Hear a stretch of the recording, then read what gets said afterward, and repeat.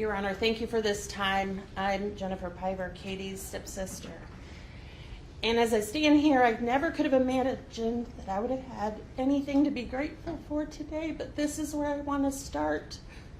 From the moment we walked into the Simpsonville Police Department to report Katie missing, the investigators took us seriously, trusted we knew our Katie, understood something serious was wrong, and immediately began to search for Katie.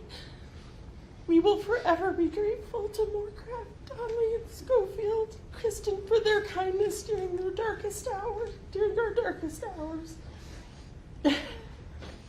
For their 8 years continued pursuit of justice for Katie, for their willingness to follow every lead and to answer millions of questions, and their assurance that they will never give up.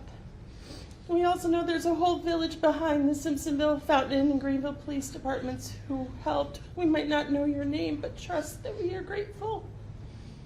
Later, the U.S. Marshals were added to this pursuit, and I often thought that you had total control of the Wild West. I didn't know how you would do it. I had no idea what tools were at your disposal, but I had faith.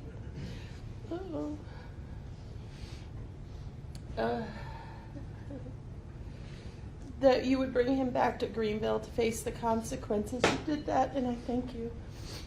To the Attorney General's office team, Kinley, John, Erica, and Krista, you are magnificent. Your skills, competence, confidence, and most importantly, your commitment to Katie made us believe that there would be justice for Katie after all, and I'm grateful. I'm also grateful for my family, friends, and the community who day-to-day pushed us for 8 years and propped us up. At times we didn't think we could go on. Obviously, the focus this week was on Katie's murder. It was the focus of the single worst day of our lives. I appreciate that now is our time to remind you that there were 22 years of life prior to this horrific day. And now is the time to remember that Katie was more than a victim of a violent and selfish act. This week we saw the brutal photos of Katie's bruised body. We saw the cuts on her neck and the deep stab wound that drained her of her life. We also saw that last selfie she took right before her death. She was beautiful, she was silly, and she was okay. It served as a reminder of John's manipulation and betrayal. She still trusted him. She begged for her life. She hoped he would free her. He did not. Technology's great. What I wish everyone could have seen would be the tens of thousands of photos of Katie. When I say tens of thousands, I really do mean it. That girl couldn't put her phone down ever, and there certainly wasn't a filter she didn't try. Her and our little sister Taylor used to sit there for hours taking goofy photos of themselves. We would be watching movies, and those two would be clicking away and giggling. It was annoying. And oh, how I would give anything to be annoyed by their joyfulness again. In those photos, you would see her beautiful, thick, long hair, twinkling eyes, her unmistakable and joy-filled smile. You would see her playfulness. You would see her pulling family and friends into photos, too. At any time, you would hear her talking about Harry Potter, and Lord knows she would never be without a book. We would want you all to know that there is never a bigger animal lover. She loved her PetSmart family, particularly her fur babies. She was happiest when she was with them. We would want you to know that she was loved and loving. She made the most incredible BLTs in the middle of the night. We would sit up, eat, and talk because it was the only time we were in the house together. We did this the very night before she died. I also want you to know that I think Katie was brave. She took a risk in loving John, and she would have loved him fiercely and his daughter Madison forever. Katie was loyal and loving. However, John abused that love and loyalty and then abused her. He put a gun to her head, threatened her family. He wanted her to kill herself, isolated her, and he wanted her dead. However, our Cati was brave. She left him.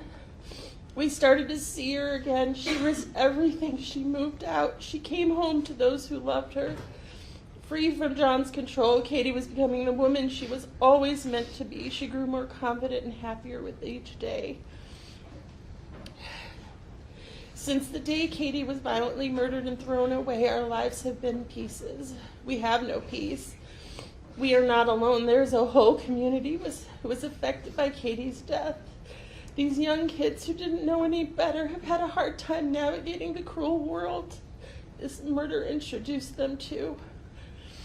For my family, none of us are the same. We keep brave faces. We go through the motions. We've tried to stay strong and engaged in the world for our kids, nephews, and nieces. My heart breaks for all of our minis who never met Cati, and for all of our minis who can't understand the brokenness they see in us. We are haunted by the horror and walk with a deep sense of grief. Her loss in our lives is profound and permanent.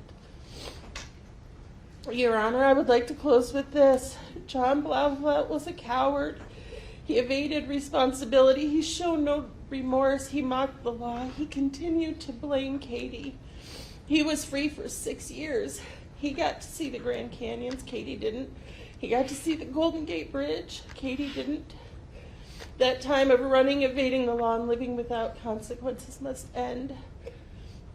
I've heard it said that if someone tells you who they are, believe them.